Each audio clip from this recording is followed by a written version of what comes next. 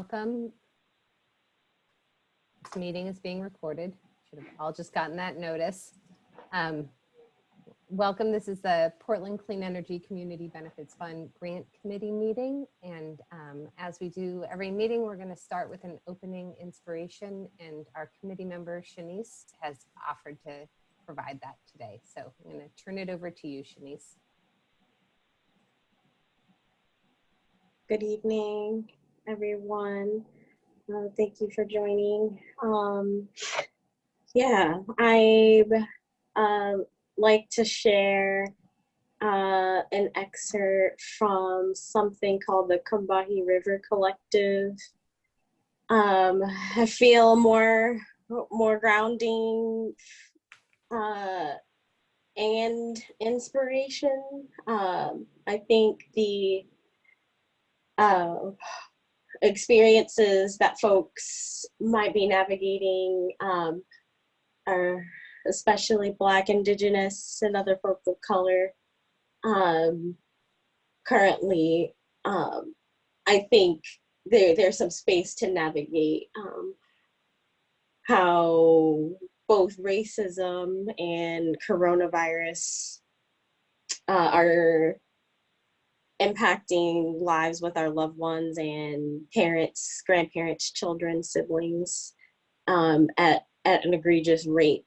And I think to fully process all of this, there's a lot of layers to unravel from 1619 right up until now. And I think centuries of racist policies and structures have created the communities that we live in and the air that we breathe, where we're even permitted to breathe, the water we drink, food we eat, education, healthcare we do or don't get.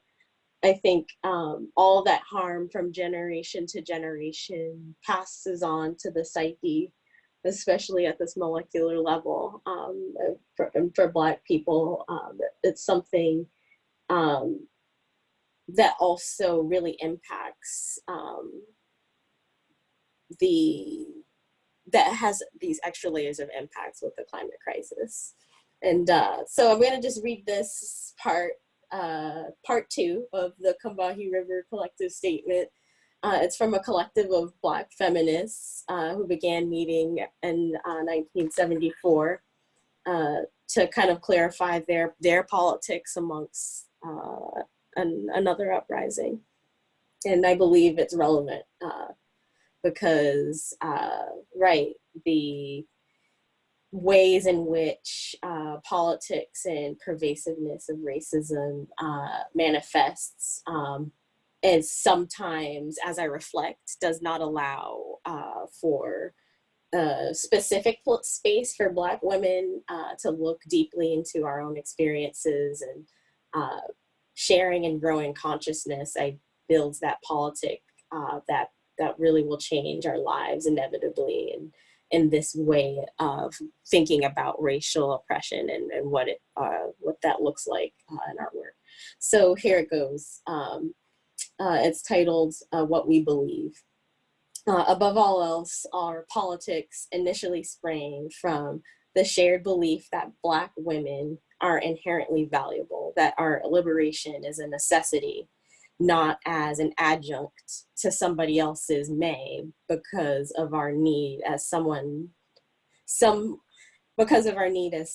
human persons for autonomy.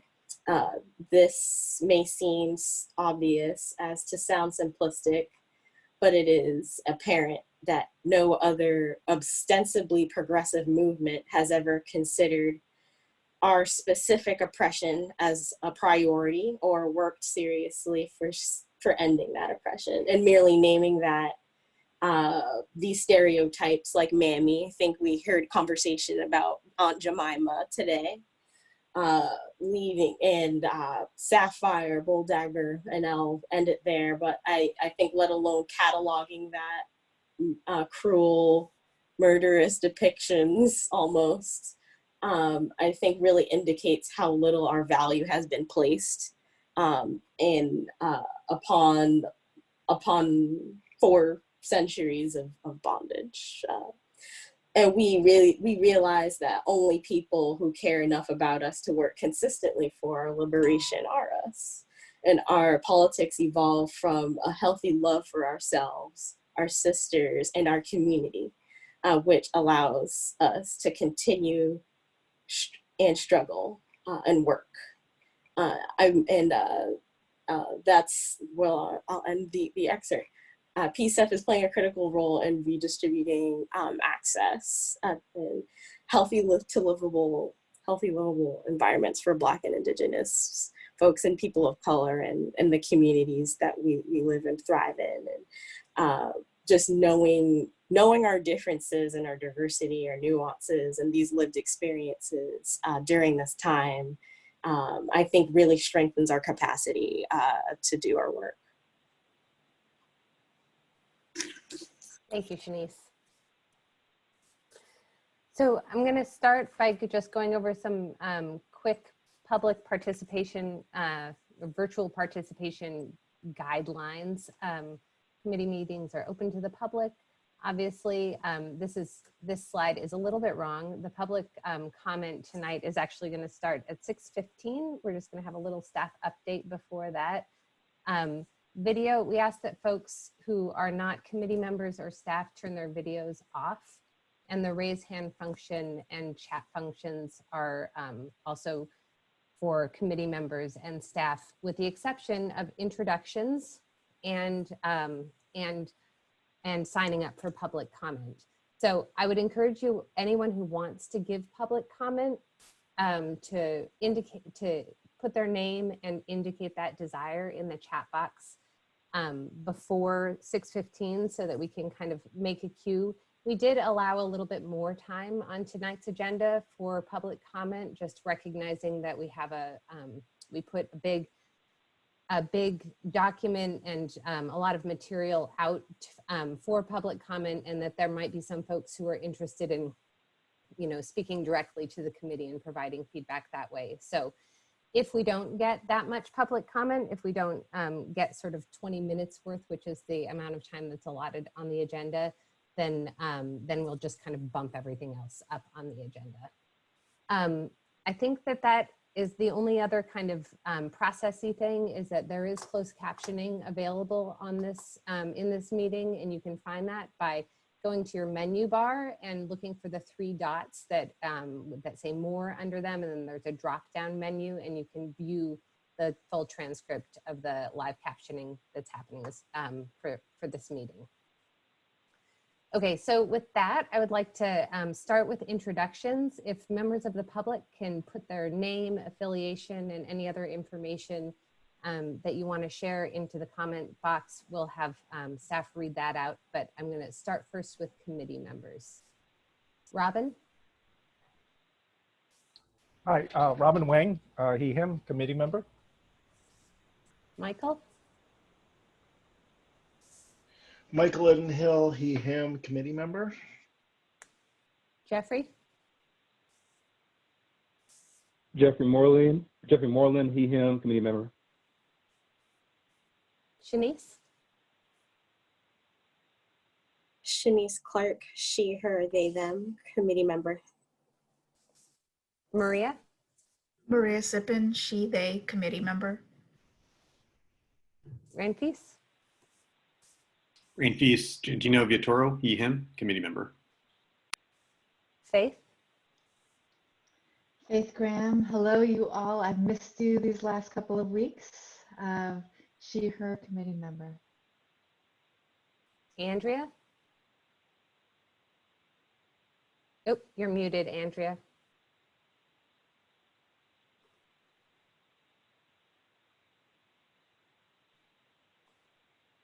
I'll do Andrea's introduction for her. That's Andrea Hamburg, committee member. She uses she, her pronouns. And hopefully we can get the microphone situation figured out. So we'll move to staff now. I'm Katie Lister, she, her, PCEF startup team. James? Hi, everybody. Good to see you again. James Valdez, he, him pronouns, PCEF startup team. Janet? Oh, you're muted, Janet. Good. Good evening. Janet Hammer, she, her, PCEF startup team. Sam? Sam Brasso, he, him, PCEF startup team.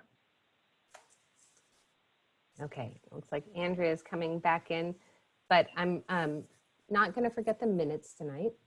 So I want to get that out of the way now and ask if folks have any changes or comments, questions, or edits to the minutes from the May 28th meeting.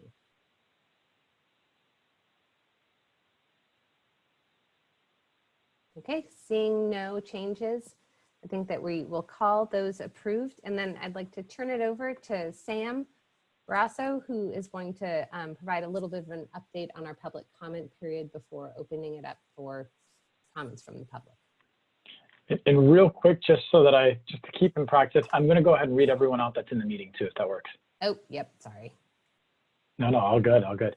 So we've got Anissa Pemberton with us, they, them, with the Coalition of Communities of Color. We've got Angela Providelli, she, her, with BPS as BPS staff. We've got Angela Crowley Cook with Oregon Solar Energy Industries Association, she, her. We've got Lynn Lindgren Schroeder with Housing Development Center. We've got Jose, I'm sorry if I mispronounce this into anyone, Mikolaskas, he, him with Verde. We've got Scott Sander, Exceed Enterprises, he, him. We've got David Radke, he, him with IBW Local 48 business rep.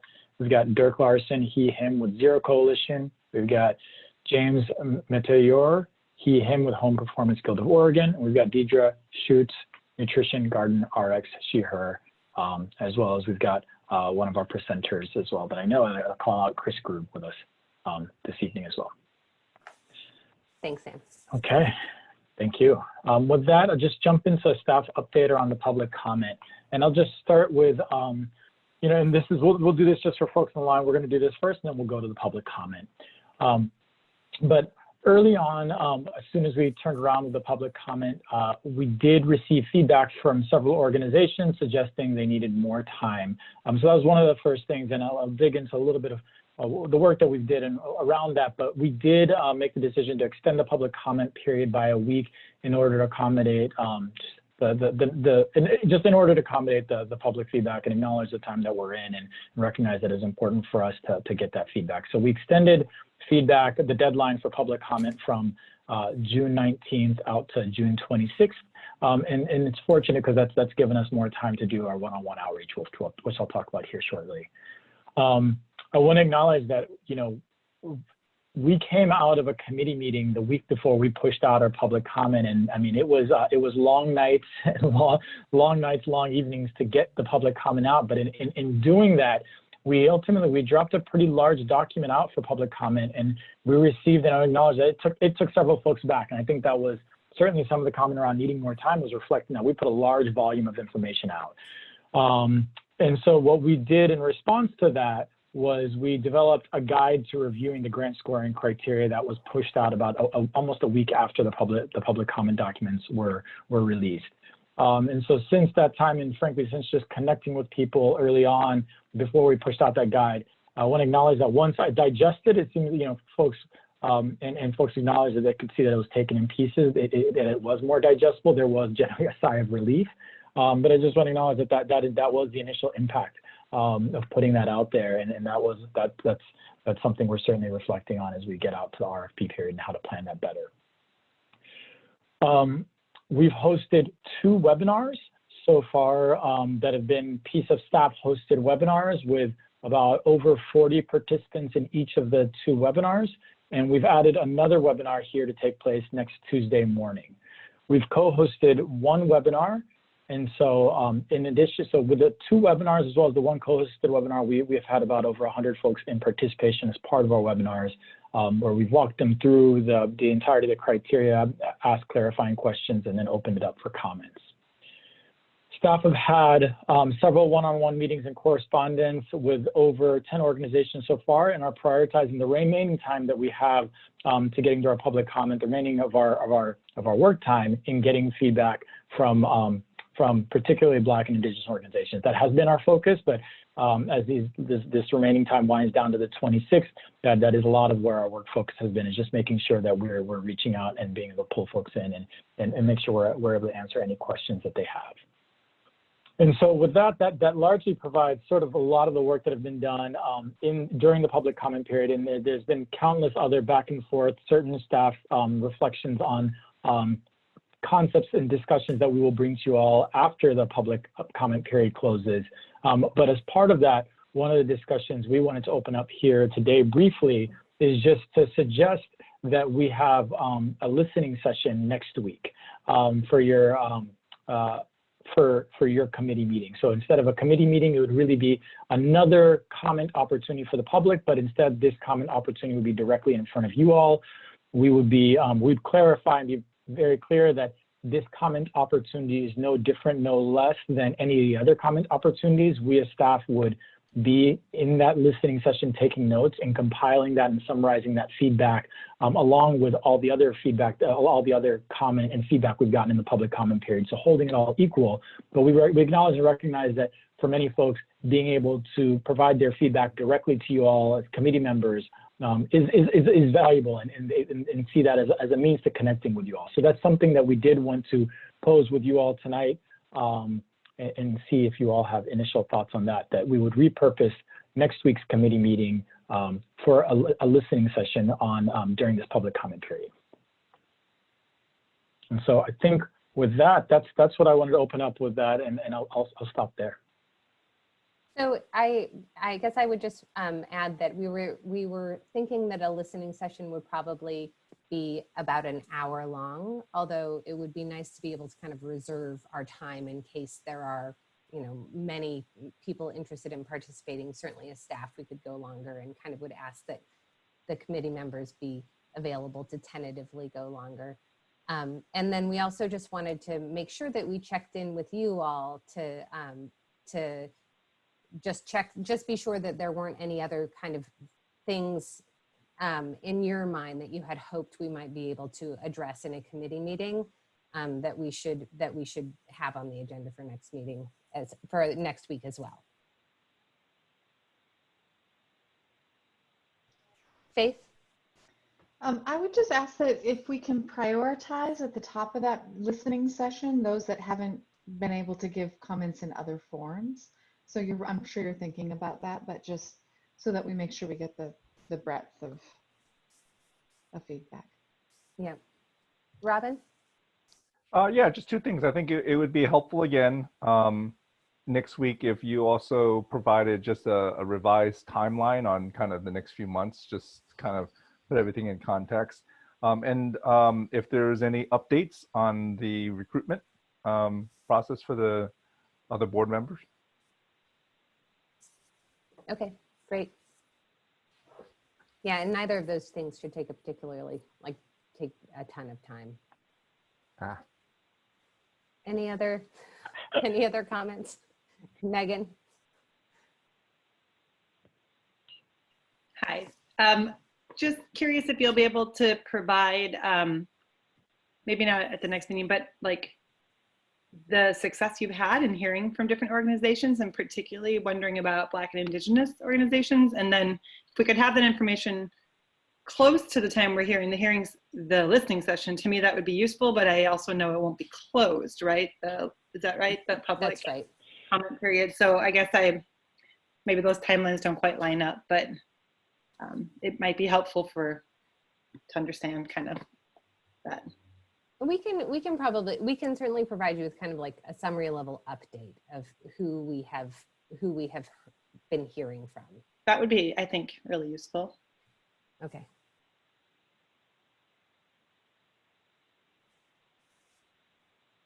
Okay. And one piece of information I should have added is that as part of pushing out the public comment period, so I appreciate your comment, Robin, about just an update on the timeline and where things stand. As part of pushing out and extending the public comment period by a week, we did extend or push out the release of the RFP from August 3rd to August 10th. And that was just everything is in such tight margins right now with the work time that was a critical piece. And so that was one of the conversation pieces we had with folks asking about extending the public comment period. And I saw that as critical. Maybe if I've still got the floor, then one other comment I will throw out. It's unrelated to the public comment period, but just earlier today, City Council did approve of the application support resources and was really just complimentary of the committee and the work happening here. So that was the first win. It was in a very busy council agenda at the very, very end, but they managed to at least share those comments and get that across. So congratulations on getting through that first set of funding, and it'll be even more congratulations as we get those resources out. So staff will be working on turning that up, and you should see that coming up in the next few weeks. Thanks, Sam. All right, we're gonna start moving the agenda along. I think that it looks like we have just a couple of people who have signed up for public comment. I would just encourage those on the list, if you haven't and you do want to, just a reminder for anybody who may have logged on late, if you're interested in public comment, just put your name and indicate your desire to provide public comment in the chat. But we have two signed up. First is Jose from Verde. So Jose, if you can unmute yourself and if possible, put your video on. Yeah, I think I'm gonna keep my video off. It doesn't look like I can anyways. Like this computer's a little weird. Okay, no problem. Yeah. But hi, good evening, grant committee and staff members. Hope you all are taking care of yourselves. My name is Jose Mikalaskis, and I'm the climate justice organizer at Verde. I am here today representing the PCEF Coalition, and I want to share with you our process for reading and submitting comments from the PCEF Coalition for the draft grant scoring criteria. So we've split up the sections among our steering committee members. For example, I facilitate the work equity work group at the PCEF Coalition, and I am meeting with folks in the next week to discuss the workforce development grant criteria. All of us will then gather our comments and suggestions in a letter and submit it to you by next Friday as a coalition. We anticipate to share constructive feedback that asks for grant making that recognizes the needs of frontline BIPOC-led organizations and provide concrete examples of how the grant committee could do so. We also recognize that applying for government grants often presents many barriers, and we truly want the Portland Clean Energy Fund program to be successful in the communities that already face so many barriers. And again, just want to thank you for continuing the work in this process, even under such difficult and draining times. We appreciate you, and we are happy to be collaborating in this process. Thank you. Thanks, Jose. So Angela from OSEA is the other person who signed up to give public comment. Angela, can you unmute yourself? Hi, everybody. Thanks for the opportunity, and thank you so much, steering committee, for all the work you've put into this. So many hours at such a stressful time, so many thanks. I just have a couple comments. I talked to some of my members. Again, I'm Angela Crowley-Cook with the Oregon Solar Energy Industries Association. And they had some interesting comments and ideas that I wanted to share with you all. One was about the environmental benefits sections of the applications. They wondered if there could be resources available for the nonprofit applicants as well as the contractors and subcontractors for how to figure out things like their carbon footprint. I know you've talked about this before as a steering committee, so there's just some feedback from some folks out here that would be much appreciated. I think people are confused about where to start with that. And then the other thing was folks are excited to look into different subcontractors and how they procure their own equipment and materials, but again, would love some help getting started. And so I don't know if there is a resource list, something like that. Maybe the city of Portland has NWSB vendors that it could be something that nonprofits and contractors and subcontractors could look to as they work to diversify their supply chain and their own contractors and subcontractors. But thanks again, that's all I have. Appreciate all your work. All right, thank you, Angela. All right, I think that is it. It doesn't look like anyone else has sent a message over the chat. And so with that, we will close out public comment. And I will turn it over to James Valdez, who will be starting out the presentation on bylaws. Hey everybody, sorry, just a moment. Let me get my video started. Yeah, just wanted to provide an update on some elements that the bylaw committee has been, or the bylaw subcommittee, that should read, has been working on over the past few months. We presented a lot of the content of the draft bylaws a few meetings ago. Now it seems like a very long time ago. And one of the elements that really came out of that conversation was a recognition that we put a lot of the content of some pretty meaty and important pieces of how the committee engages with each other and holds each other accountable, that those had been put into a document that we're calling the working agreement. And so you all received yesterday a copy of a draft version of that. And so this was an opportunity to talk through some elements that the bylaw subcommittee members, Michael Hill and Andrea Hamburg, have been working on. And then also Sam will provide a more general overview of where we're at with the bylaws themselves, but we're really hoping that we can focus this on the working agreement, recognizing that it's still very much a document that is a work in process and progress that then will come to you all for further reflection. But yeah, and I'm going to need a second. If we want to switch over to the view of the actual document, we can do that, but it's going to take me just an additional moment. So I'm going to pass it on to, I believe, Michael first. And then Andrea, I'm trying to remember the order, but Michael first. Michael first. Okay, so go ahead, Michael. And then while you start talking, I will pull up the document so that I can scroll to the parts that you're referring to. Okay, and So, I'm just going to stop share so your view is going to change so that James can do that. It's going to take me a moment to get that up. So I guess I'll start out with that we've been working on the PCEF committee working agreements, and they're kind of the good parts of the bylaws. It's where all the good stuff resides. So we know that this kind of went out just yesterday, I think, or the day before yesterday. So I don't know if anybody's had a chance to look at it. I'm just going to go over some things really quick. The purpose of our working agreement, it's going to include guiding principles, commitment to equity and anti-racism, the commitment to community engagement, commitment to equity and governance, the committee member roles and leadership roles, committee member conduct, BPS staff roles and responsibilities, and the review and amendment process for the working agreements.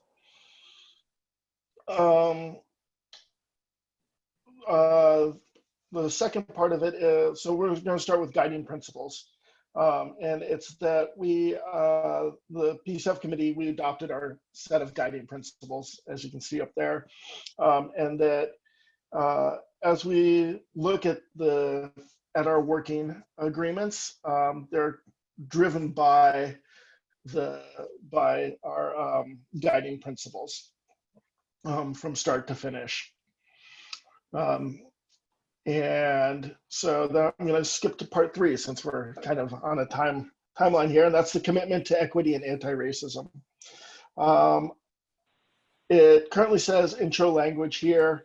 The intro language is going to be something, maybe, I'm just going to throw this out there, it wasn't added in yet, but that we acknowledge the past and present role of colonial systems in creating inequities and doing harm to communities of color and tribal and indigenous communities in Oregon, leading to historical and ongoing trauma. PCEF has a role in dismantling inequitable systems, and it's crucial to address systemic inequities experienced in our communities. We're currently continuing to develop this, and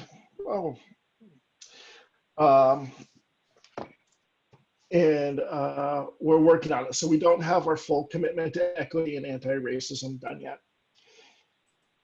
If you can scroll down a little bit more for me, James. I lost my, I kind of lost mine here.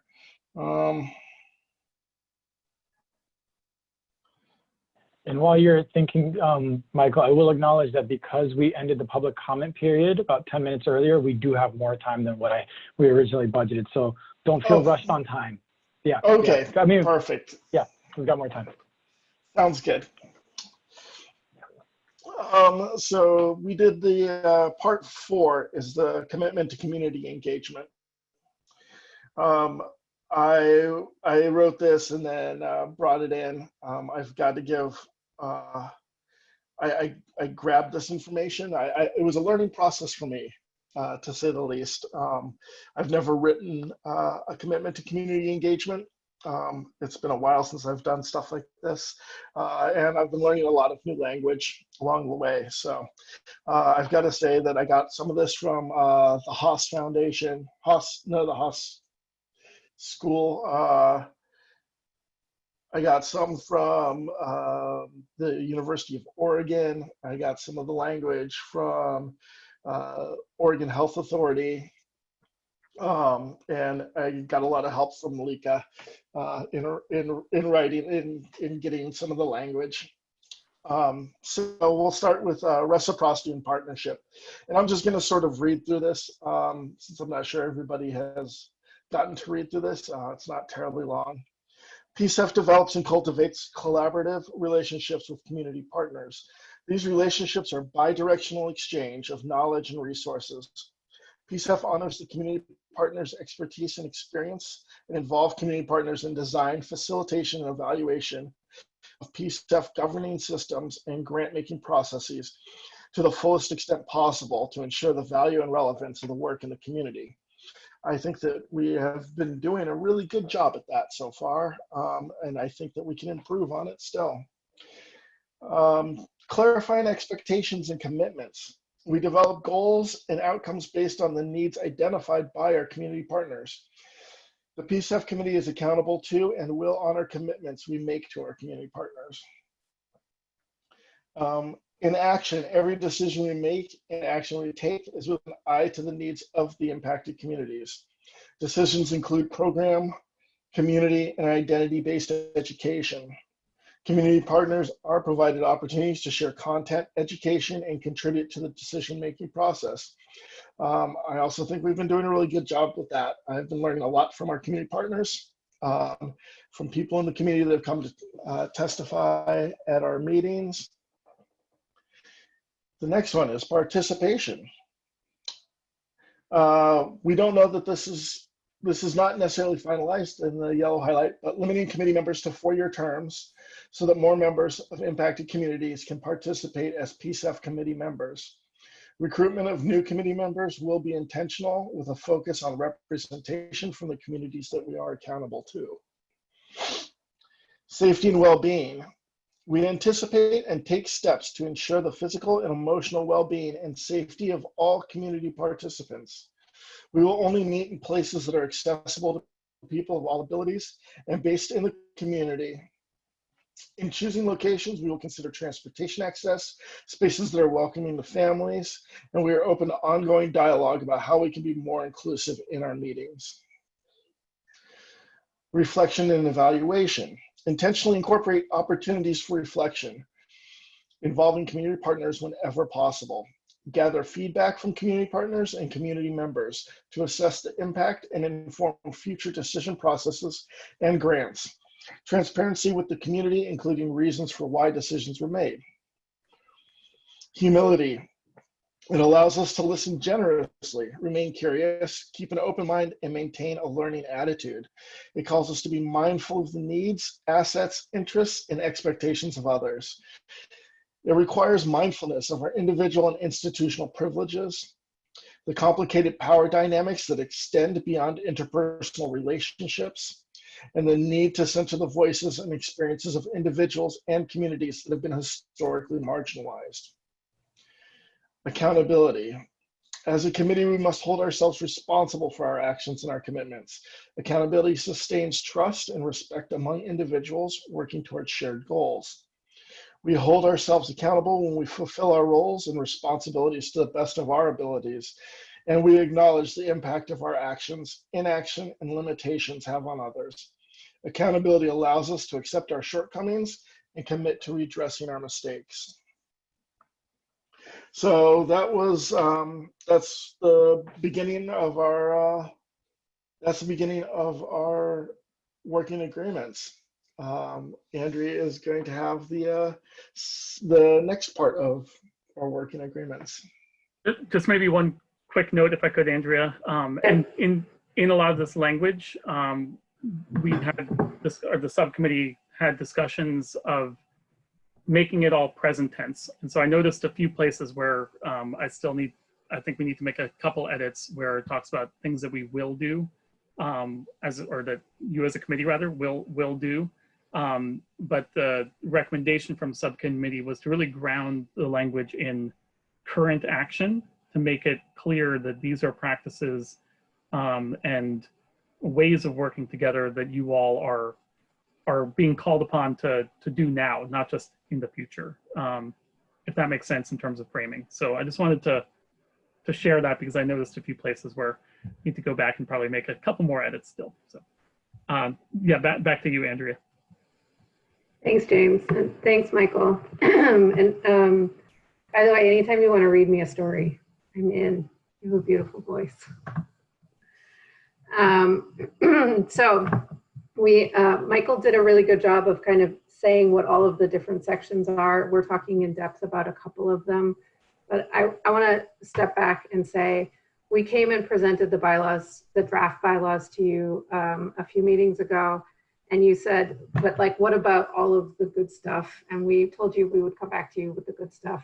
We also made a list of the stuff you said you wanted, and we heard a commitment to equity, a commitment to community engagement, a commitment to equity and how we kind of run our meetings. Basically, everything you said has a spot in here, even if it hasn't been fully developed.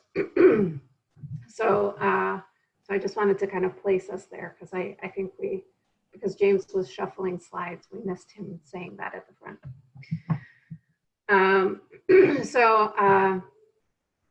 Equity and governance. So this is the, like, how do we live our values through our meetings? And it's in two parts, and it came from two different places in our group conversations. So the decision-making, values, and process.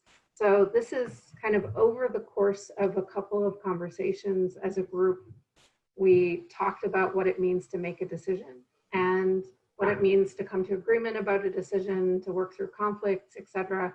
So I did my very best to kind of capture what was actually like an hour and a half of meeting time into this little bit of text. But basically it says, like, we're really working to take in all the information, make the best decisions we can. And we are working to do that in a way that arrives at all of us agreeing. And we understand that that might not happen. And in fact, that there is power in being able to say no, even when the group says yes.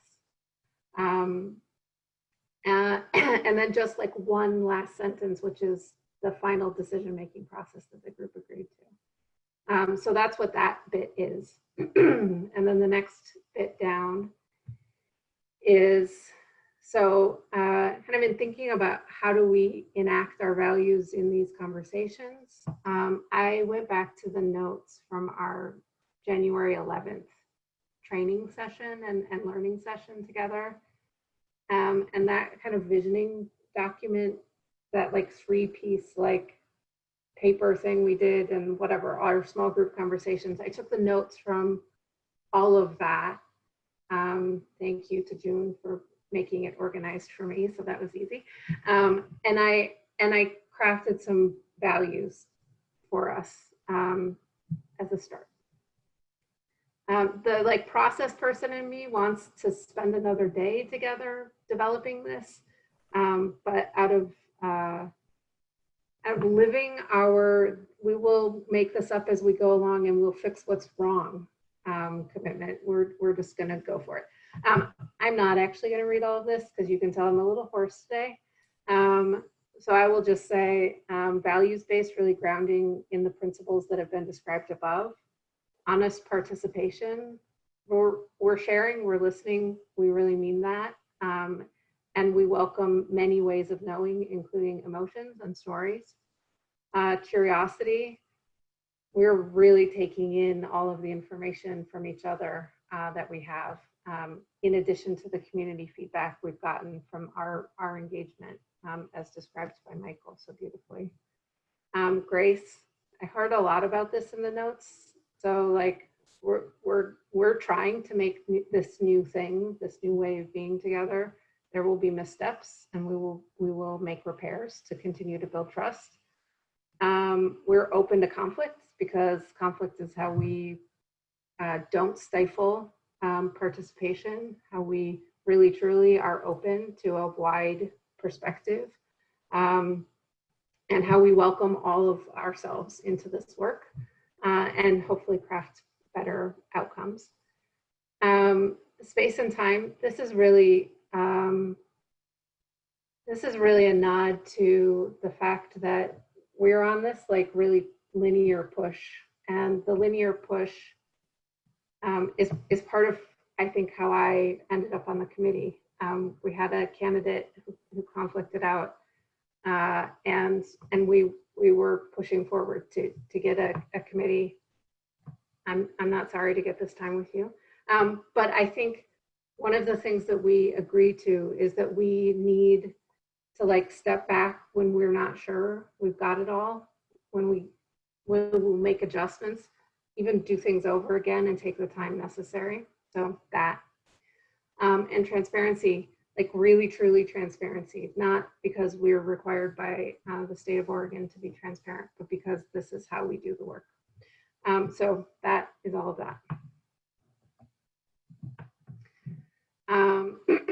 And then there's just a couple of notes here about how we run meetings, and then a lot of placeholders. Yeah. Thank you, Andrea. I can talk through a couple more of the sections if that's helpful, and then we can open it up for, we actually do have quite a bit of time still, so we can open up for some Q&A.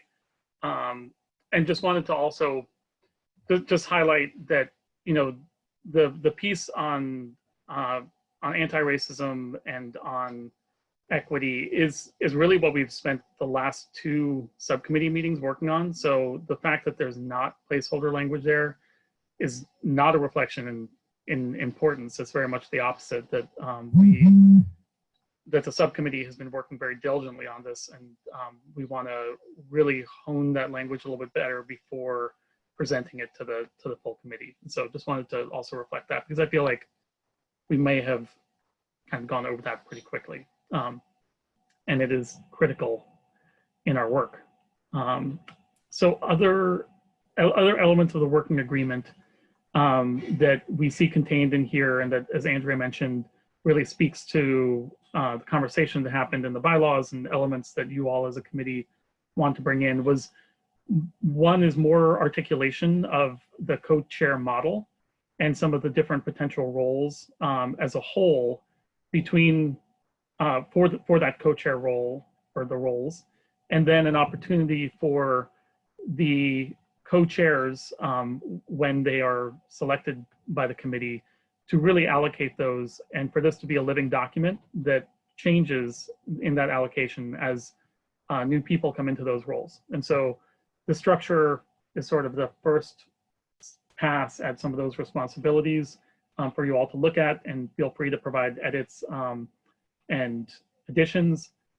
Then we're also working on some very, very core elements of how you all work with each other and conduct yourselves in meetings and in engagement with community. And so that takes a few different forms.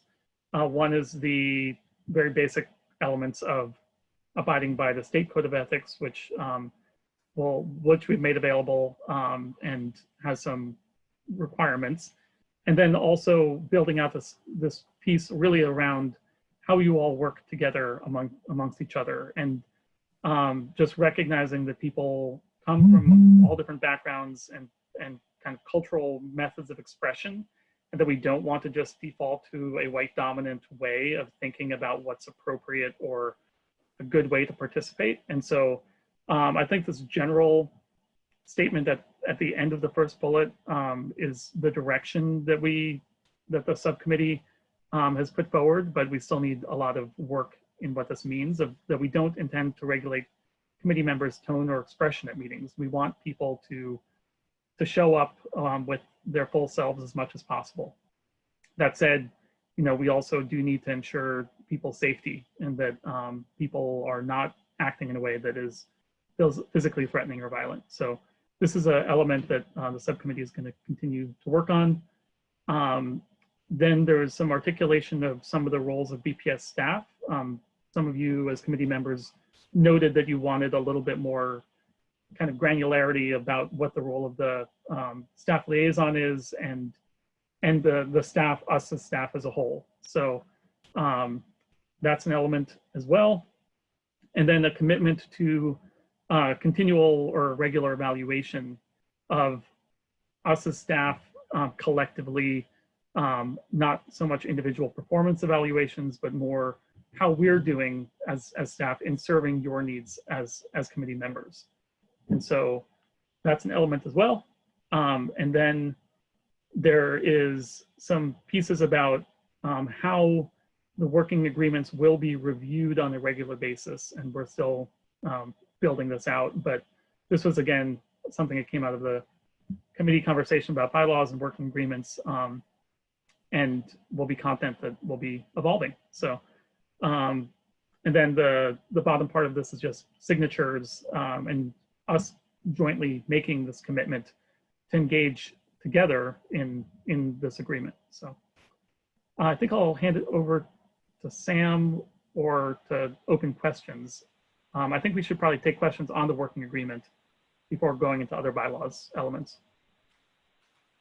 And maybe what I'll just say, James, is I think it's, given the timing, I think I'll just acknowledge the bylaws. A lot of the changes there, and I think given that we just sent the document to you all yesterday, it's a lot of just small edits and responses around a range of, I can just go pretty quick around just scheduling, clarity around quorum if members abstain, teasing out what it means to file a statement of economic interest, addressing leave of absences. So there's just a handful of really clarifying elements that we came in and addressed in the bylaws that you all should review, and the redlined edits. And when we come back to that discussion, I'd love for at least for you all to compile that feedback and bring it to the subcommittee. But I think the focus of the conversation, I'd love the Q&A to turn it to the working agreements. But that's really, to close out that piece, I think the bylaws, wanted to make sure you all saw how we were addressing some of the edits that would, based on feedback we received there when we last presented this. Great. So yeah, I'm not going to scroll through the bylaws and those edits that Sam mentioned. In fact, I think just because it's prettier to look at, I'm going to scroll up to the guiding principles piece of the document, but I can move around at a pace that hopefully doesn't make you too dizzy looking at the screen as questions come up.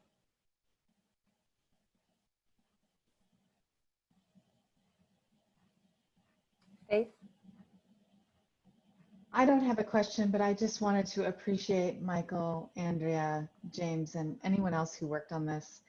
I had a chance to briefly review all of this before the meeting tonight, and I am so impressed by the level, the richness, and the density of this document. It is so well thought out, and all of the additions here. I'm going to sit with it for quite some time. I think it's really beautiful, and I just appreciate all of your hard work. So no question, but deep, deep gratitude. Thank you.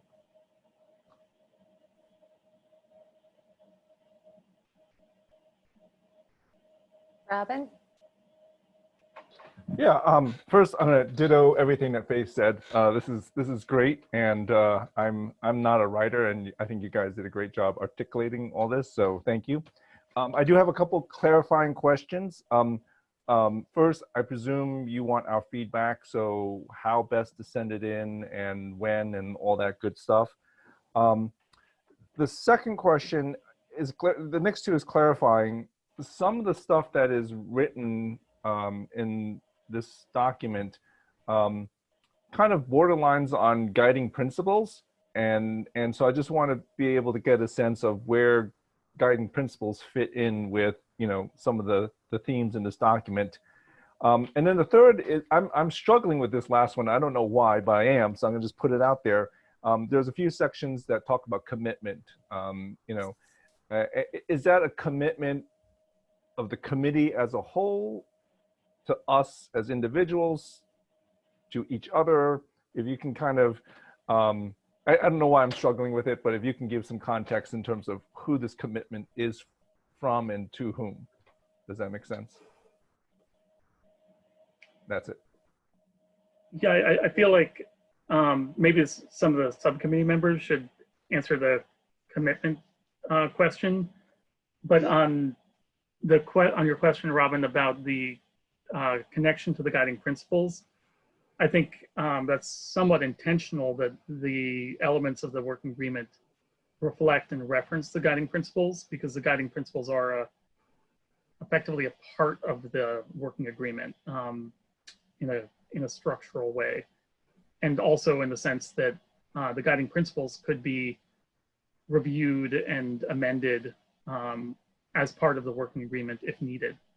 I think so there should be alignment there, and if there's not alignment, definitely, that would be an issue. I guess the question, does one kind of supersede the other, or are they just kind of more complementary? I mean, my opinion is that the guiding principles are the guiding principles. They supersede. Everything else is to kind of give more information.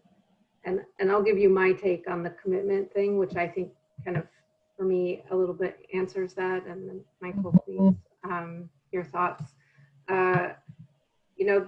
This is really kind of how we've thought about describing how the committee interacts with each other, and how we do day-to-day work, how we handle subcommittee conversations and committee conversations, and our interactions in the work process itself. So it's the commitment that you make to the committee. And the guiding principles are the commitment that the committee made to the community about the work. Michael, did you want to add anything? Yeah, so in the commitment to community engagement, it also, as Andrea said, it is a commitment from us to ourselves on how we are going to engage with the community, right? But this is how we sort of make a commitment to ourselves on how we are going to engage the community. And so even when it's a commitment to community engagement, really it's a commitment amongst ourselves to engage with the community in specific ways or in certain ways. And I wanted to just note that we are at 6:53, and just so James or Sam, maybe if you could quickly, if there's a relatively quick answer to Robin's question about how to provide feedback, we could offer that and then break for 5 minutes. Yeah, Robin, thank you. I would say if you email staff, what we'll do is when we convene the subcommittee again, we'll bring that feedback back. So as far as, because there's clearly more work to be done on both of these. So I would just appreciate if committee members, as you all review both this working agreements as well as the amendments to the bylaws, send that feedback directly to James and/or myself, and we will share that with the subcommittee. Great. And by date, we don't have it. So ideally, I would just say sometime by the end of next week, since we haven't scheduled. So by the end of next week. We'll check in with you all, with Michael and Angie about that. Okay. Well, we are going to break for 5 minutes, and then when we come back, we're going to have presenters and then a Q&A for the rest of the meeting. So if everybody can kind of be back in their seats and plugged into their computers at 7 o'clock, that would be great. And everybody, I'm going to stop sharing, and Katie, you can take over the PowerPoint again. Okay. Thank you all.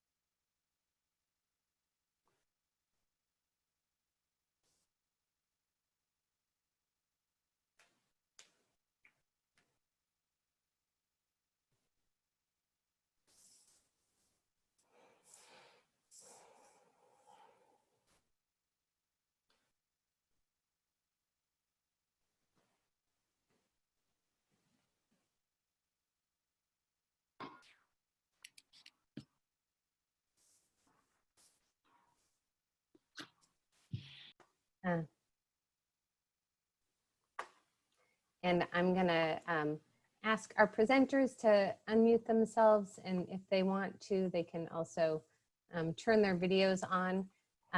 We have a number of folks here to kind of share information, and we're gonna start off with Chris Grube, who is the owner of Good Energy Retrofit. Hi all, nice to see you guys. Thanks for welcoming us here today. I'm here with the Home Performance Contractors Guild, and we are a group of mostly volunteer industry members. We focus on promoting excellence in residential energy efficiency. In our group, we bring together contractors, suppliers, funders, different programs, product reps, and we all come together to advocate for and try to promote energy efficiency work. We provide trainings, small business support, peer-to-peer mentorship. I'm here today with a group that of contractors and assessors. Most of us were Clean Energy Works contractors. Combined, we have performed thousands of assessments and retrofits on homes. I'm Chris Gruba. I'm the owner and founder of Good Energy Retrofit. It's a home performance contracting firm that specializes in energy efficiency, residential energy efficiency, and I've been running that firm for 12 years. In addition to being one of the original home performance or Clean Energy Works contractors, I've also got background providing retrofit work for county low income weatherization programs. And then, and I was a contractor for the Living Coley weatherization program with NEA, really great program to get to work on. I think it reflects a lot of what you guys are working towards here. Been the past president and vice president of the Guild, longtime board member. I'm going to pass you over to my peers so you can get to know them, and then we'll shift back to the presentation. So now, Robert Hammerly, are you here? Can you introduce yourself? Yeah, thank you, Chris. Good evening, everybody. So here, let me just start this video. Okay. So yeah, good evening. My name is Robert Hammerly. I'm the founder and principal of Green Savers. We are a home performance contractor who have been making Oregon residents more energy efficient for 13 years now. Over that time, we've worked with scores of different federal, state, and municipal-based energy efficiency programs. So looking forward to answering questions and sharing any advice I have over that experience. And also a longtime board member of the Home Performance Guild. It's a great group of industry folk who are focused on growing the industry and making Oregon more energy efficient. So thank you for having me here tonight.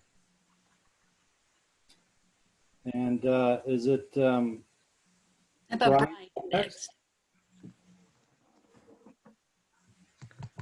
All right. Hi, I'm Brian Denny. I am the current president of the Home Performance Guild. I'm also the director of Healthy Habitat, which is a nonprofit organization that provides environmental testing inside of our homes for items such as radon, asbestos, lead-based paint, anything that's environmentally unfriendly to us.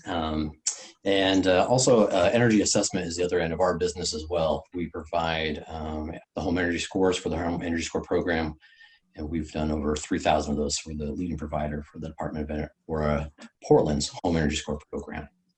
And that's again, Brian Denny with healthyhabitat.org. And James, I believe you're up next. Yes, hello everyone. My name is James Matoir, and thank you for inviting us to speak tonight. I have worked in the energy efficiency home performance industry for the past 11 years, and I have worn many hats in my career.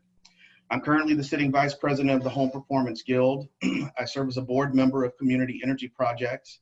I'm the small business owner of Advanced Energy Inspections, and I currently work for Earth Advantage, which is a nonprofit organization whose mission is to accelerate the adoption of sustainable buildings here in the Pacific Northwest. One of my passions of working in this industry is helping people make the most informed decision about the health, energy efficiency, safety, comfort, and durability of their home.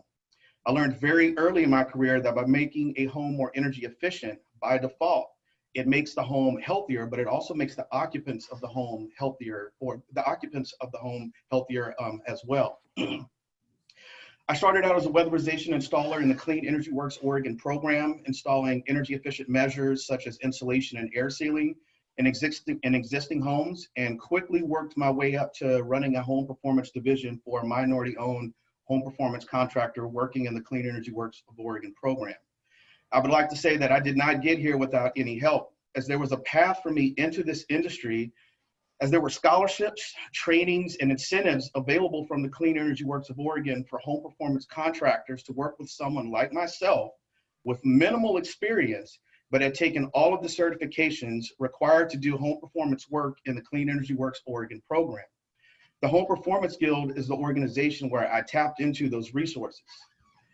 After 4 years of managing weatherization projects, I decided to switch gears and get into the new construction side of energy efficiency. Through the years, my role has evolved, and I currently work as an instructor that works with organizations whose mission is to teach students from underrepresented, disadvantaged, and communities of color about green building techniques and practices, along with career pathways into the energy efficiency industry. Through my work at Earth Advantage, we partnered with and began discussions with organizations like the Home Performance Guild, Community Energy Project, and Energy Trust of Oregon, and are actively involved in supporting pre-apprenticeship programs in Portland by providing green building, energy efficient career pathway training. From our discussions with the Pre-Apprenticeship Training Consortium, there appears to be an interest and need in exploring how to better understand the opportunities that PCEF funding may provide to the weatherization industry and job creation, and that role that pre-apprenticeship programs can provide to meet PCEF project and employer requirements. We are all very excited and looking forward to furthering the discussion on this topic with the committee, as we are all passionate about creating jobs in our industry. And I will turn it back over to Chris now. Thanks, James. So as we move forward with our presentation, I'll start by making a few general comments, and then we will we'll talk about what home performance is. Well, James and I will do a presentation for you on that. And then we'll leave. We're hoping that's about a half an hour. And then after that, we will leave hopefully about a half an hour for you guys to ask any questions that you may have. To get started today, there are some takeaways that we would like to leave you with. Some issues that we feel are very important to talk about. The first one is the importance of small businesses. Most residential energy efficiency contractors are medium to small businesses. They have 1 or 2 owners. Very few are unions, but we are also an industry that's very familiar, comfortable, and very fond of high road standards. We understand that strong businesses are built with strong employees. Living wages, benefits, having a diverse, healthy workforce is an important part of our ethos as contractors. But we're not union. And it doesn't mean that we're not interested in thinking about that, but it's important to understand that our structures may be just a little bit different. So as PCEF develops and grows, you're going to see a whole bunch of folks that are going to come out of the woodwork, and they're going to develop small businesses to focus on energy efficiency or solar or whatever they choose to focus on.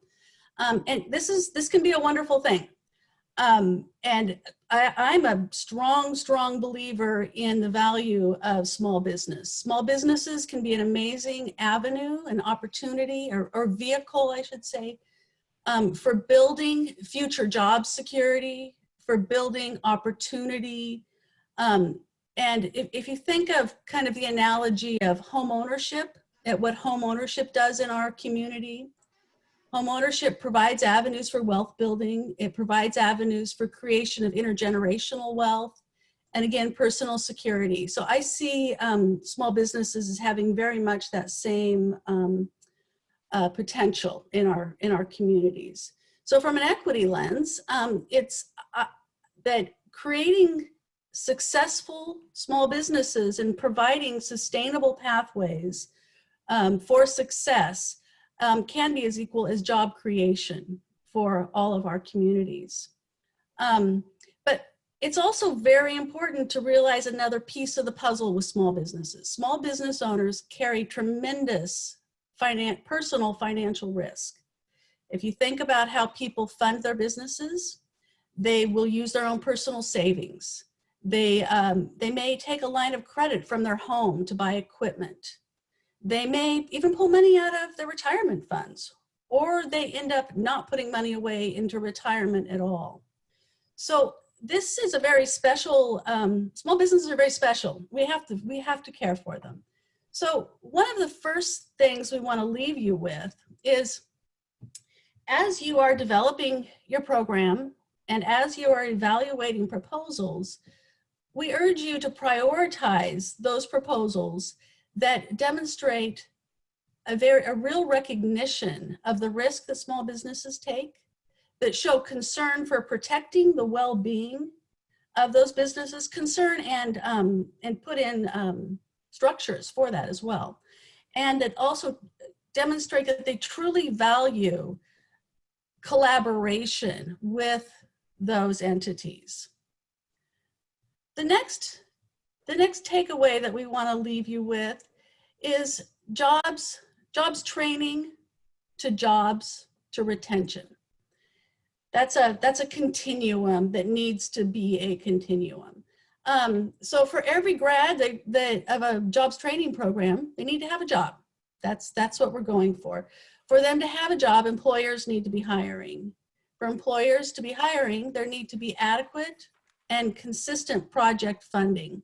So employers will be nervous to hire for a program that maybe only has 1 year. Maybe it's not real clear what the pathway is going to look like down the road.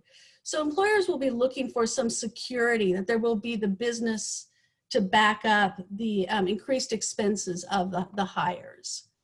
So when you're looking at projects 3-5 years, could be very important. Another piece is that as those folks come out of the jobs training programs and they come and they join our teams, each new employee will need to participate in many hours of on-the-job training. And that's another piece of the puzzle. It'll be a expense in time, resources for that company. And so there will need to be, that will need to be factored into things. Additionally, in terms of jobs, there are a variety of positions that our businesses need to scale up and be successful. And we can talk a lot about construction and the trades, labor force. Those pieces we talk about a lot. We know that those are going to be important to us. But we're also going to be needing folks that have some really specialized training as auditors, assessors, the folks who can go into the house and do the evaluations.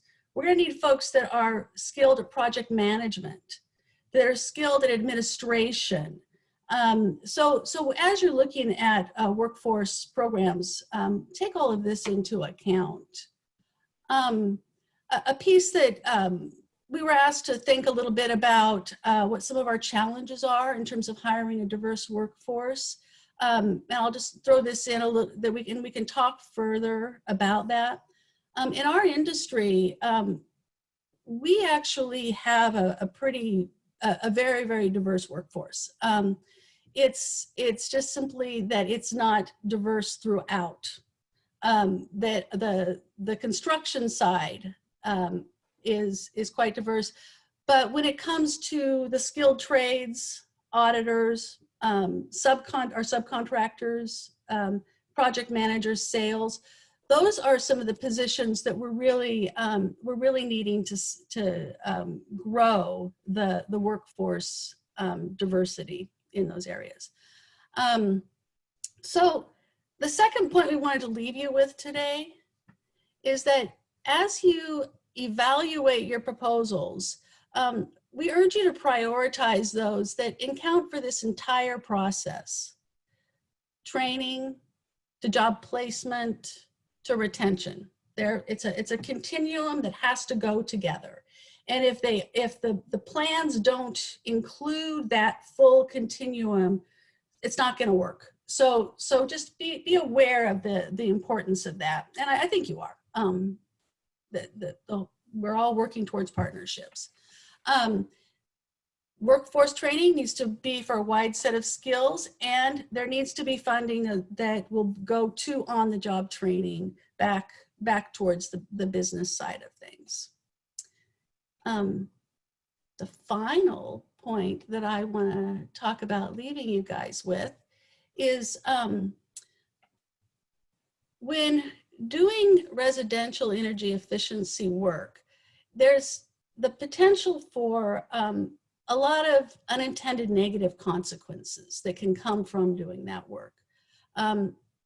It's important to really know what you're doing, to not have the right experience, to not have the right training, the right knowledge. You can leave a home with some pretty big problems. You can leave a home with poor indoor air quality.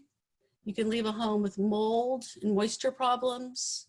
You can trap things like, or you can suck carbon monoxide into a house. You can trap radon in a house.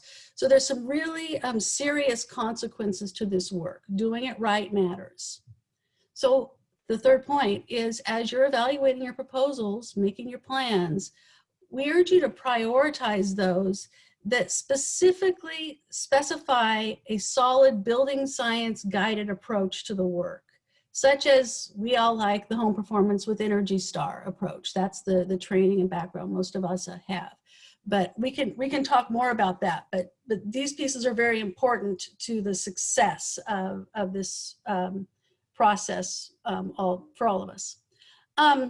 So that leaves me at a great place to pass this over to James, who's gonna pick up our PowerPoint presentation and talk a little bit more about what home performance is. Thanks, Chris, appreciate it. So I'll go over our agenda a little bit. In our presentation today, we'll discuss what is home performance. We'll talk about an energy audit and how an energy audit is an important part of the home performance process. A little later, Chris will go over some real world examples of how the interacting relationships of building science can affect a home and its occupants.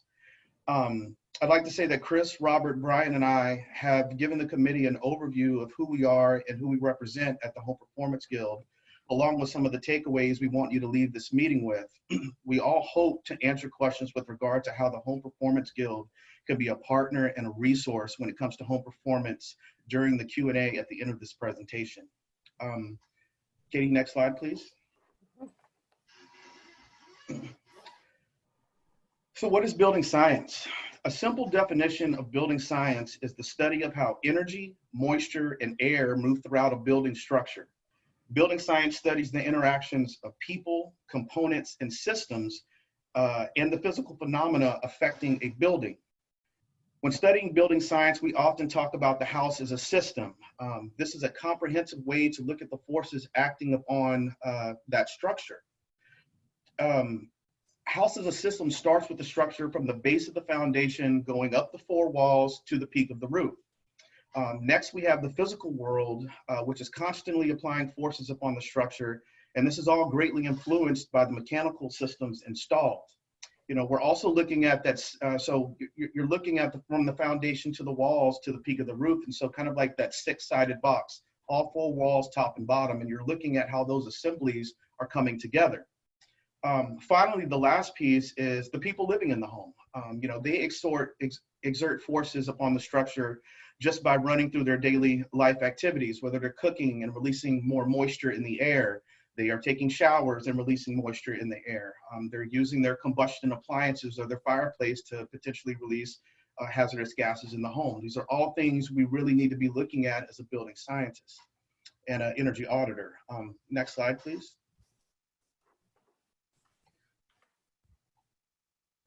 So if we are looking through the lens of building science, the list of systems shown here in this slide represent the structure itself or the mechanicals in the home.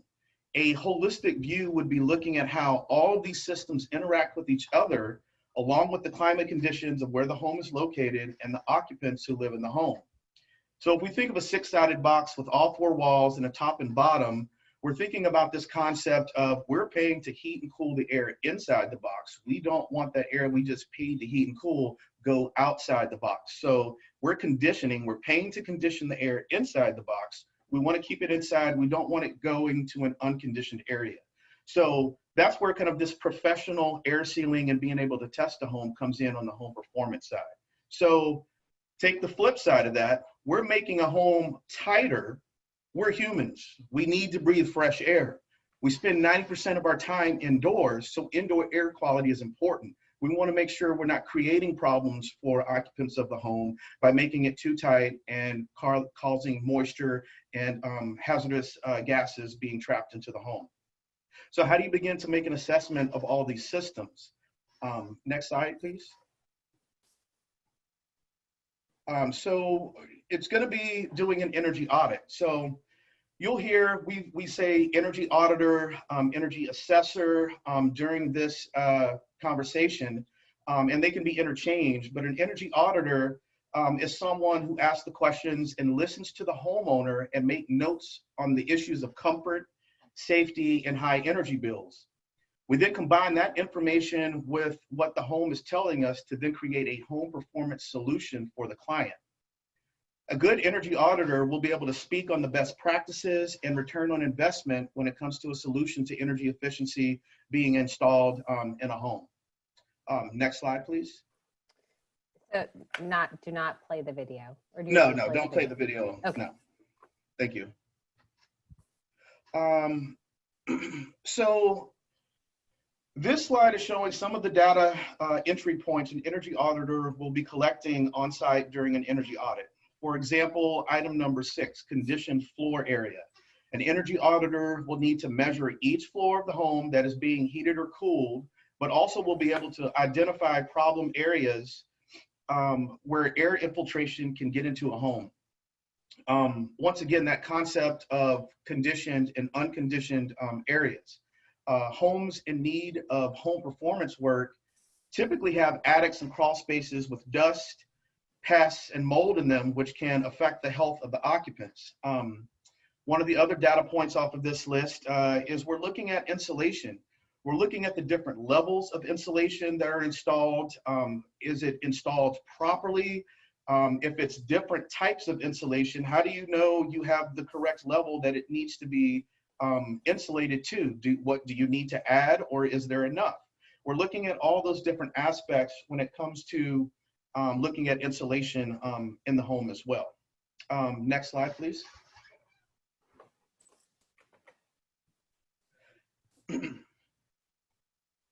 So this is more data points collected at the time of the energy assessment. This list is not exhaustive, as there are many other assessments and testing that can be done at the time of an audit. For example, testing for the presence of toxic substances such as radon, asbestos, and mold can be completed at that time. But let's look at duct sealing, for example, or the ducting, the HVAC ducting in a home. Ducts run at predominantly, or in a lot of older homes, they run in our attics and crawl spaces. And if not sealed properly, they can be a major pathway where dust and pests can get into the home, affecting the health of the occupants. The places where ducting transitions from conditioned to unconditioned space are typically places where energy is lost from a home.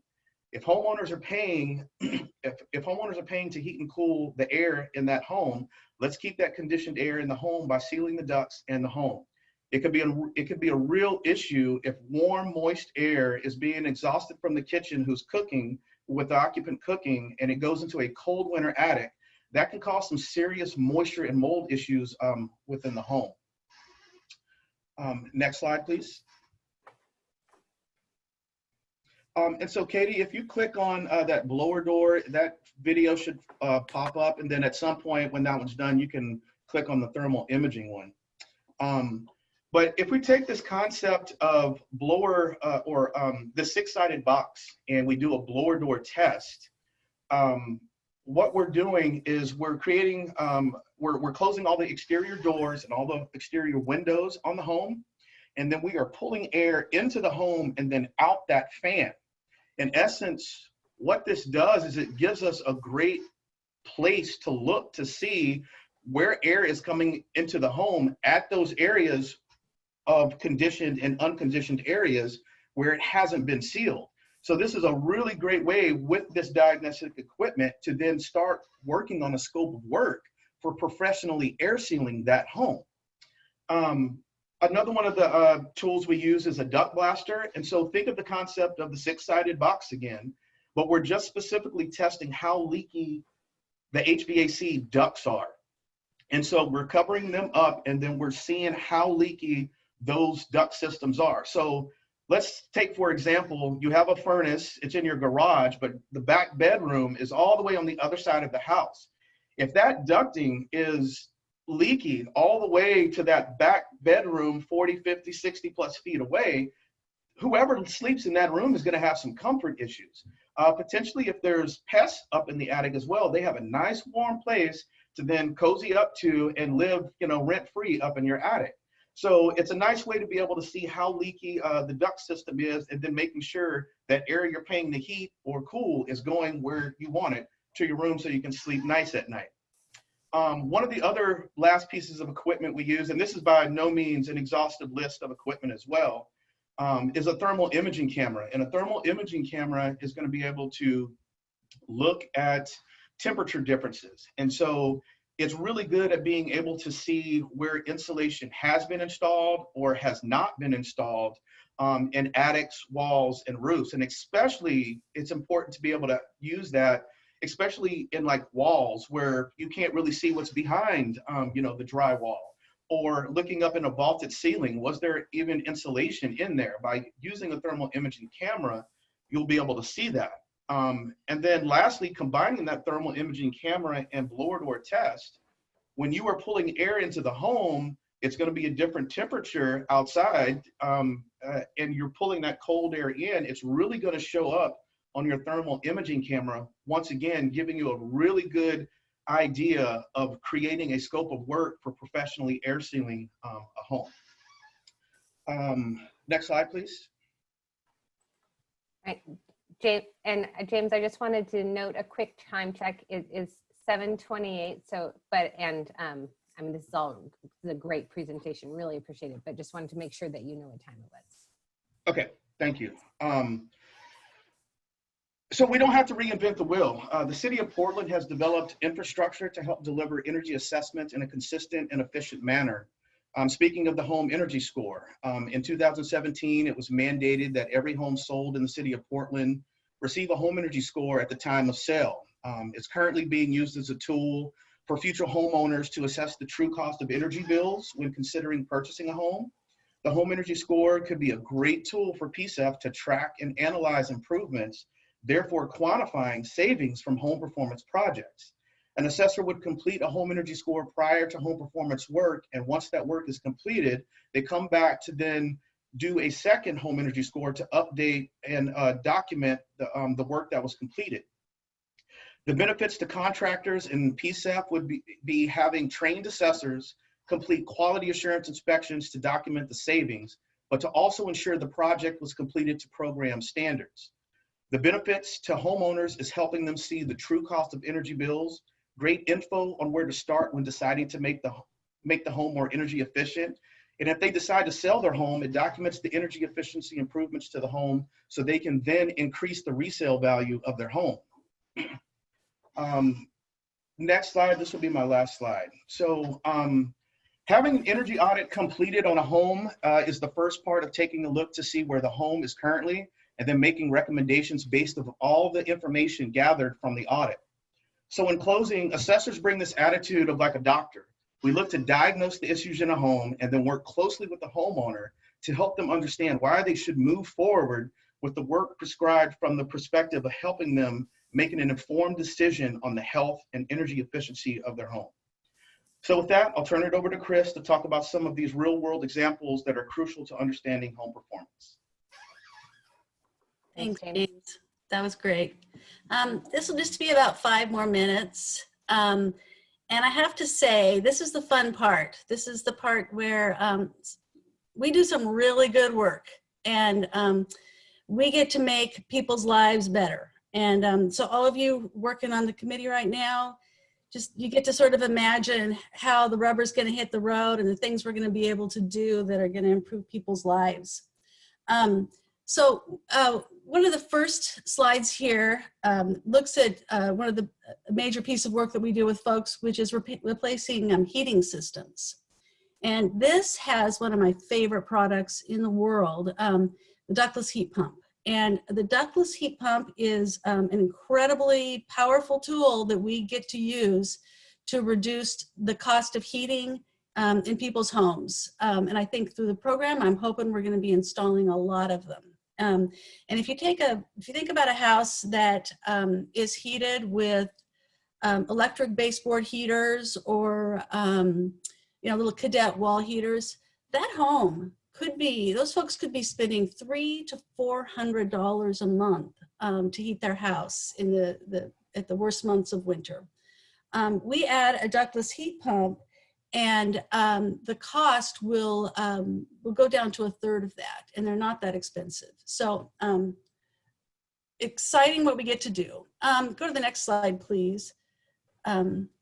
Another piece of the work that we do is that we make people's homes, through weatherization, we make people's homes much, much more comfortable, and we improve their indoor air quality. When you insulate, it's a pretty complex process to insulate, actually. You're combining adding insulation and managing airflows. So you're air sealing the cold outside air out, but then you're also ventilating inside the house properly to make sure that the air is still moving and it's still being cleaned. So it's the impact to this work can really make a difference in terms of people's experience in their daily life and in their homes. And I want to talk a little bit about crawl space, which is my favorite part of the house to work on because it's the worst part of the house. If you think about what's in a crawl space, they're filled with pests and moisture, mold spores, radon, perhaps, really funky air. That air actually makes its way into the house through stack effect, and can have a pretty negative impact on the comfort level in the house. So air sealing, sealing the ducts, insulating makes a big difference. Next slide.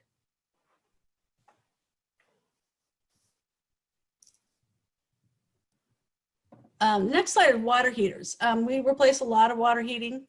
I'm not going to talk a whole lot about it, but you can save a lot of money by doing so. And go ahead and go to the next slide. This is something it's not energy efficiency. This is seismic retrofits, and we do a lot of them. But there's something that's really interesting, and there's a divide in our community when it comes to who gets to have a weatherized, efficient house. There's also a big economic divide in our community about who gets to live in a safe house and who gets to protect their investment. Just wanted to throw this in there as something to be thinking about. It's what we are doing as home performance contractors as part of the work that we do. And it's a pretty good fit with PCEF and could make a big difference in folks' lives. So that's just kind of where the rubber hits the road. I think I'm being asked to wrap it up. Is that true, Katie? Where are we? Nope. You were at 7:35, so depending on how much kind of conversation you might be looking for, I think that Okay. relatively soon, but you've got a couple more minutes. All right, it's just a little bit left.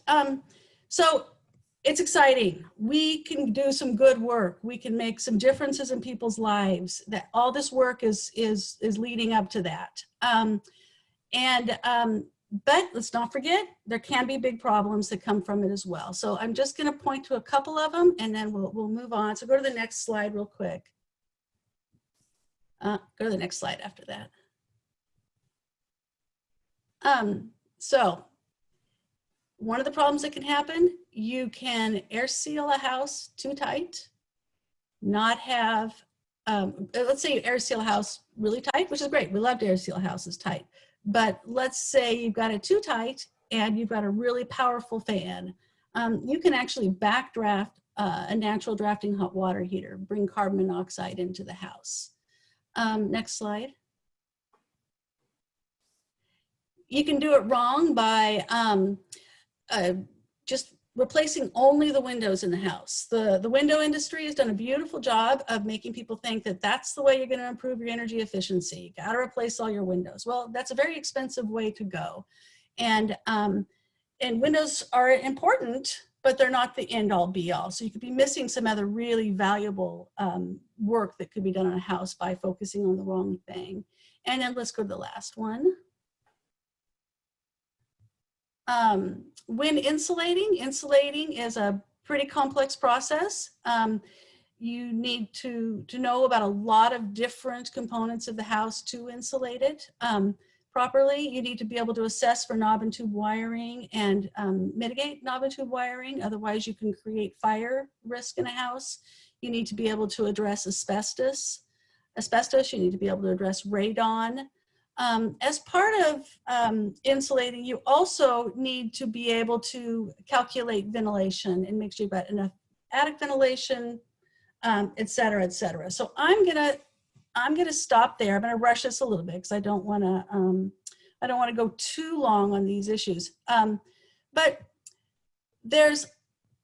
sum it up. There's a lot of good work to do, and we as a group over the years.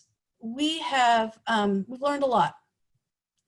We've seen a lot of ups and downs in the energy efficiency industry. We've seen a lot of successes and failures. And there's a lot that we would like to share with you. We'd like to be able to take some of those lessons learned and help make this process moving forward easier. We won't be able to get to all of it today. And we hope for more conversation. But for now, I'm going to stop and turn it over to you guys to ask us any questions. And the four of us are here to answer. So thank you. Thank you, Chris. Any questions or comments from committee members? Ranfis? Thanks, Chris. Thanks, everyone, for that presentation. I think it was really valuable. And thank you for asking the question around just bringing it front and center for us around like who benefits, especially as we consider the safety of a home and the quality of a home, who benefits from weatherization. I'm really, I think, interested to hear your thoughts on how we can help some of these small businesses. I'm just curious your definition of small businesses, but like how do we make sure that they're financially stable to be able to work on this? I want to acknowledge that, in construction has a higher rate than most other sectors around high business failure rate, if you will.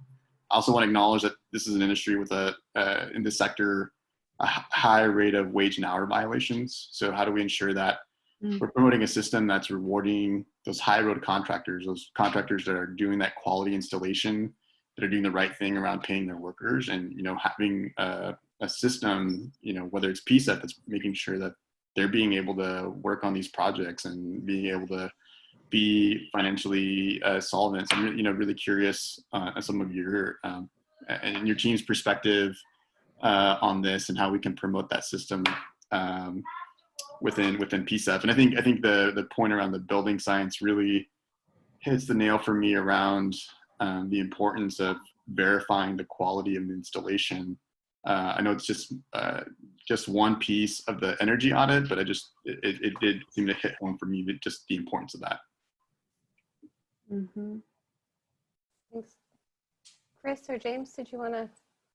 Yeah, I'm gonna be quiet for a sec here and ask. Robert, are you still on the phone? Would you like to?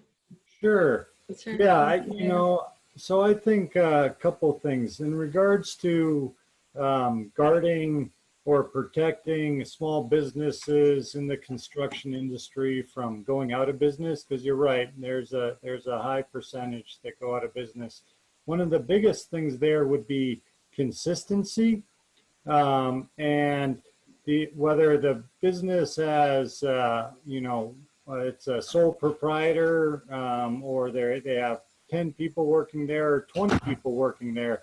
The idea with these programs that it's a slow, consistent ramp is key, because in a lot of programs you get hit with a lot of work out of the gate. You're hiring, you're trying to catch up, and then 6 months later, 9 months later, the work starts to dry up and you have way more overhead than you did prior to the program. And now you're behind the curve trying to decide how to hold on to these good people but yet not lose your shirt. So I think consistency with the workload is really important. And that was kind of Chris's point before. The other is building a program process that allows businesses to do work inside and outside of the program. One of the downfalls of Clean Energy Works was, I think inadvertently, they built a lot of process that steered contractors into solely depending on their program for work. And then anytime there was a hiccup in funds or their ability to generate work leads or anything like that, that the contractors didn't have another source of income. And so they had a hard time operating in a system where all their eggs were in one basket. In regards to payroll and making sure that there's not wage theft going on, I think there are some established ways to do that. I do think a high roads agreement is an important part of that. And then there can be some kind of payroll reporting or something that would, all of the contractors that are above board are paying their people in a way that they have to report it to the IRS. So you can report that to another entity without too much trouble.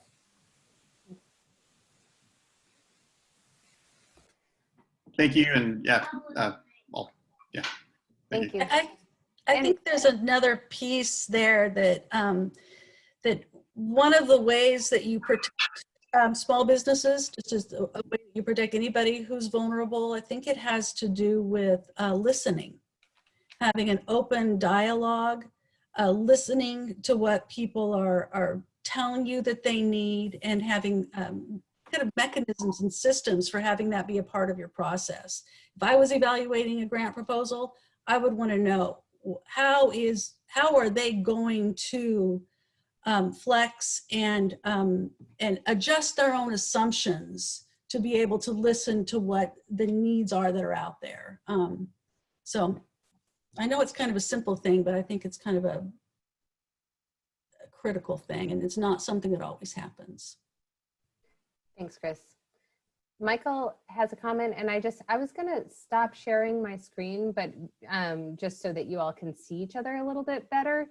But we can certainly go back to the presentation.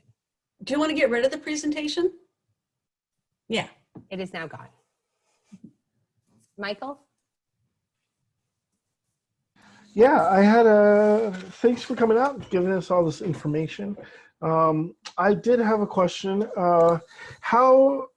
So for on-the-job training, Are those costs that you just build into your bid for on the job training of apprentices, or I don't know what learning workers are called in the apprentices? Is that's built into your job costs? Yeah, it ends up getting built into the job cost. There has to be some room that you can build it into. There were some pretty powerful mechanisms in place with Clean Energy Works. Work Systems did some nice, they would give us a certain amount of money. If we hired somebody and we retained that person over 6 months, a year, whatever, for each month that we retained, we were actually given some money back for hiring them. And it helped offset the cost. Yeah, I'll speak to that. I was actually part of that program coming in with Work Systems, and the way it worked for the home performance contractor I worked for, like I said, they hired me. I had the certifications, but they hired me knowing that I was pretty green into the industry, and they were required to pay the high road or the prevailing wage, but they helped offset half of my wages because they knew they were taking a chance on me and I was going to have to learn a lot of things. But like Chris has said as well, the longer that person has stayed on, it actually helped out, through that whole process. And during that, there was kind of a, if you will, kind of a breakdown of the hours of what I needed to do to kind of work through this step to say, hey, like I am, confident and ready to go out and do energy audits on my own versus, shadowing someone and still learning, doing the project management now of scheduling and, working with crews, making sure they have their materials, and then also helping to make sure on the back end of all of that, that the paperwork and administration is being filed in order to get the incentives from the Clean Energy Works program. So I'm proof that a system like that works. And so I would like to see something like that come back online because I think it would work really well. Thanks, James. And Brian, I do see that you turned your camera on and assume you have something to add, but I did want to just note the time at 7:47. Megan, you had your hand up, but then you put it down. Is your question, do you still have a question? Well, I was going to see, I saw Jeffrey also, and Jeffrey being an expert in these areas was going to let Jeff, or not let, but just pass. And if we still have time, I can ask mine. Okay. And, but I wanted to just also make sure, Brian, did you have something that you wanted to add? Is that why your camera came on? Okay. Was the question earlier, is the apprentice part of our quotes that we're providing in these on the work that we're doing? Was that the question earlier? I want to make sure I clarify it because I know it was answered. Yeah. I guess I was wondering about that because I think Chris had talked earlier about offsetting the costs of on the job training. And I was wondering how that would, I was trying to wrap my head around how that would work for PCEF, because we give grants to nonprofits that then use contractors that bid on the work. So I'm not sure, since we're not directly contracting with contractors, I'm not sure how that would work. Your funds are going through the nonprofit, not through the contractor, and the contractor has received the funds through the nonprofit. Is that what your statement is? Okay. I mean, yeah, if there was part of those grants were a flow through that would take place, so a certain dollar amount was allocated to a new hire, and perhaps the grant would provide a portion or percentage of the wages for that new hire, that would ease the burden from the business itself, the contractor, in order to hire and train additional help. There's always a risk when you're hiring on, as you know, because you want to retain those people. You don't want them to be here during the busy season and then gone in the wintertime. And speaking of that, it's a whole another idea is if we're moving with a lot of contractors who do have that, that ebb and flow of seasonal work, I don't know if there's any possibility of maybe providing more of those grants into the slower season for the contractor so they don't see the peaks and the valleys and the highs and the lows. Like Robert has mentioned earlier about some of these contractors put all their eggs in one basket, ended up working almost exclusively for Clean Energy Works. But then when things dried out, there wasn't another project, people are going to unemployment, and that doesn't help anything. It doesn't help anybody. So, Oregon's a seasonal a place for contractors. So if there was any possibility to maybe increase those fund availabilities and those project availabilities over the slow season, the winter time, that would definitely help a lot of those valleys. And when you're talking about the risk of a contractor being in business, going out of business, the concern of will they be there tomorrow? Is this someone we should trust and try to work with? The likelihood of that happening could be reduced incredibly if they're on more of a level platform of work rather than just a bunch of business popping in during their busy season anyways. And your quality load would be so much higher. Thanks, Brian. Thank Jeffrey? Thanks for the presentation, everyone. Very informative. I have a quick question about cash flows for small businesses. I've dealt with a lot of small businesses, and that seems to be one of the major things that they always talk about is cash flows and making sure they're getting the money in a timely fashion to be able to take care of payroll, and so that they're not, left holding the bag or having to go through different avenues to offset their current costs. So I just wanted to get you guys' perspective on that. That seems to be a big issue in the small contracting community. Jeffrey, you're right. That is a big issue. It was a big issue in the beginning of Clean Energy Works as well. And one of the ways they got around it was they required the financial institution Craft 3 that did a large majority of the project financing to be able to fund 50% of the projects before the start of the project. So basically on signing of a contract, you could get a 50% deposit, and then the contractor could use that money to buy materials, maybe even pay some of the payroll, and then get the remainder after the project was complete. Ranfis? Yeah, I hope this is, I think you just want to recognize like we're learning as a committee, and I hope this is the start of a longer term conversation as we try to make course corrections here. I think there's, I really want to dig in on some of the consideration around how we can make this really work. Chris, you had made a statement earlier about how there is diversity within construction, but when you look into the skilled trades or different positions, that's where you start to see the lack of diversity. That feels like a real topic on its own. Like as we craft this program, how we're ensuring that there's good diversity within each classified trade and each different position. And so I'm really curious moving forward, just tracking that progress and how we course correct as a PCEF grant making committee. So I just wanted to note that we're learning, and I hope we can continue learning together.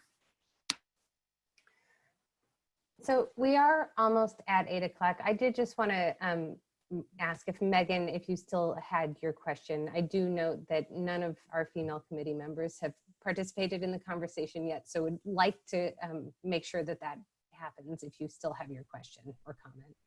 Well, it was very similar to what Ranfis just asked. I was curious about that problem, which I heard talked about, of not having equity in what I presume are the higher paid and more white collar jobs. And I just wanted to talk about that. So Ranfis already hit on it. But if you have responses to it and thoughts about how a grant program could incentivize efforts to change that, that's what would probably be helpful for us to hear. Yeah, the how gets complicated. I think there's money, and money can make a difference.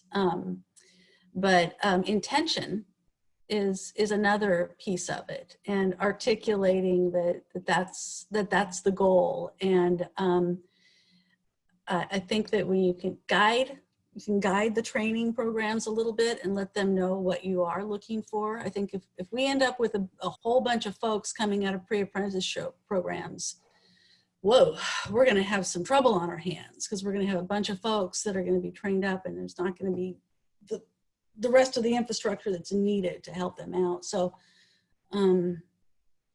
so I think intentionally kind of having a sense of what it is that you need or what is needed in the industry, and articulating that out there to the folks that are putting together the grant proposals.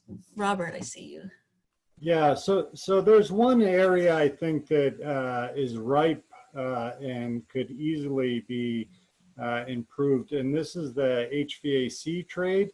It is not a white collar job necessarily, but it is a skilled trade, and trained technicians can make up to 6 figures a year. So they're good jobs, and they are not, that trade is not very diverse right now. And the other major problem with that trade in Oregon is there are not good training programs for the HVAC trade. So when you're starting from scratch, it seems like it would be pretty easy to engineer it in a way that has outcomes that you desire. So I think that, you know, the electrical and the plumbing trades, that's a little bit different because they have mechanisms that are already up and running. But that HVAC specifically is ripe for change. Thanks for that, Robert. And thank you to all of the committee members. Jeffrey, I saw that your hand just shot up. It is 7:56. I think we're fine with going a few minutes over, but I did just want to kind of acknowledge that we have the rest of the committee members here. So, nope. So Jeffrey, if you want to ask your... It's okay. We can address another time. Okay. All right. Well, thank you all again. And now I'm just going to ask if committee members have any closing comments.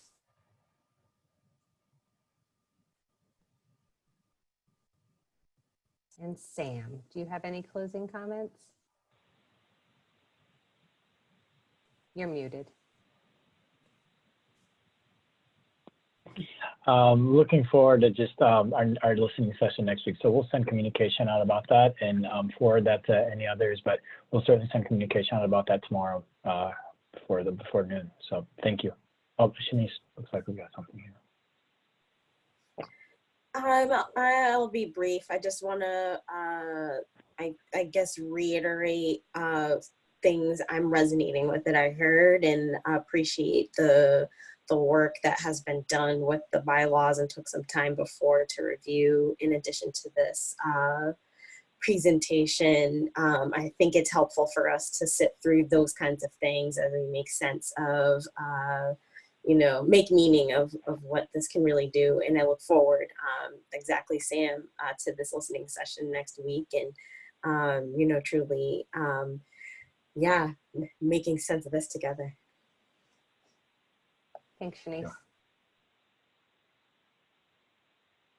All right. Well, with that, we will close the meeting. And again, thank you to the committee members. Thank you to our presenters, and thanks to members of the public who are listening. See you next week. Thank you, everyone. See you. All right. Thanks, everybody. I'm going to go ahead and end the meeting for everyone. Have a good night. Thank you. Take care. James.